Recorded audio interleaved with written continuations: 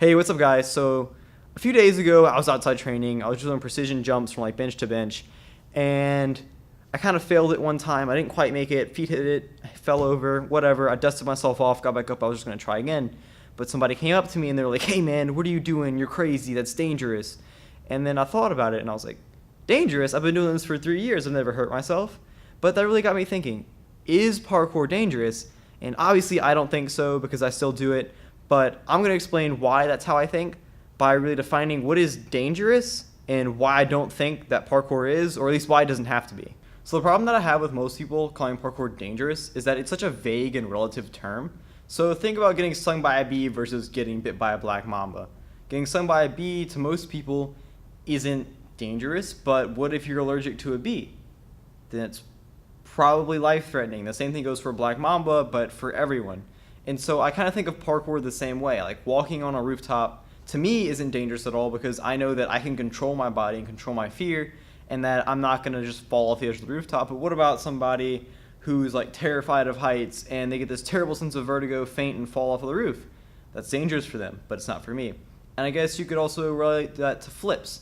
So say there's a guy who's been training for like 3 years like myself and he just wants to do a backflip off of a bench.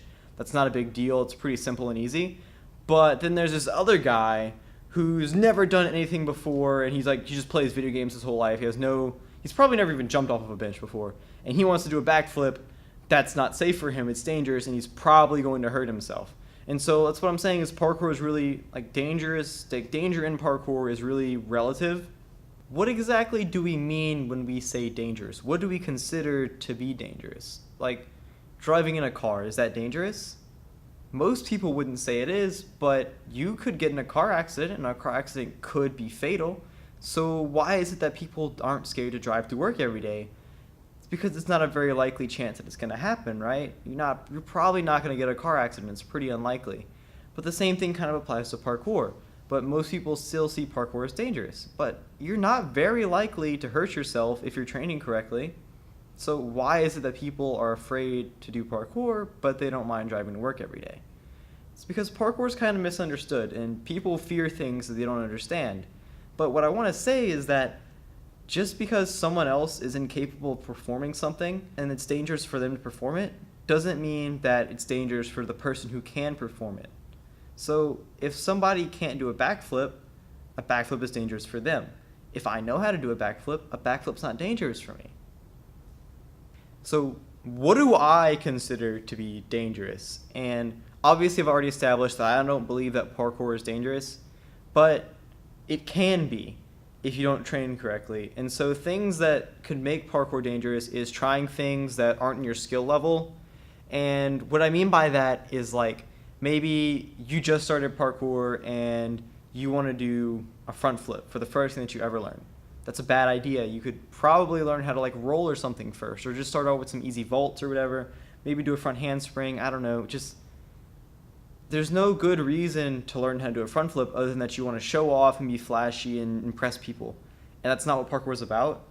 So you should probably learn how to roll first to keep within your skill level. And another thing that can keep parkour from staying dangerous is checking your surfaces. This is something that was really, really stressed a while ago, but I don't hear about it anymore. So what I mean by checking your surfaces is maybe you're going to do a rail pre, and the rail looks a little bit wobbly, but you're like, whatever, it's probably sturdy. And so you do your rail pre, you jump on it, and it cracks underneath you, you fall off. It was probably rusty, so you just got tetanus. Whatever. You better get your tetanus shot. But you should probably have checked that rail, like give it a shake or two, just check and see if things are sturdy before you start training on them, because obviously we don't want to hurt ourselves, but also if we vandalize, that leaves a really bad impression on the rest of the parkour community, and that's your fault. So fix it. And so the last thing I want to touch on is kind of the philosophy of safety in parkour. David Bell, the founder of parkour, introduced something called être et durer, and I can't speak French, so I just butchered that, but what it means is to be and to last. And what he's saying is you want to train in a way that like 10 years down the line, you'll still be able to train. So say somebody starts parkour like right now. 5 years from now, if they've like went completely hard and just destroyed their body, what use are they?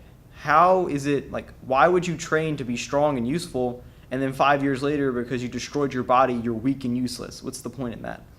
And so that's a philosophy that's really stuck with most free runners, and hopefully it will teach something to you. But just to end this off, train safe.